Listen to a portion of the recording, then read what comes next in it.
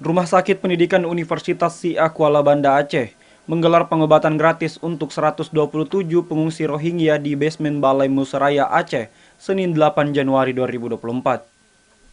Dari hasil pemeriksaan, umumnya pengungsi Rohingya mengalami penyakit kulit seperti luka, gatal-gatal, infeksi jamur, namun juga beberapa mengalami penyakit lambung. Dokter Rumah Sakit Pendidikan Universitas Syiah Kuala, Nur Sulmi mengatakan, pengobatan untuk pengungsi Rohingya digelar 2 kali dalam seminggu, yakni pada hari Senin dan Kamis selama bulan Januari.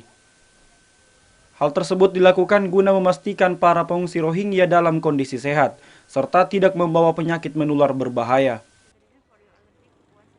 Permasalahannya yang paling banyak memang masalahnya di lambung.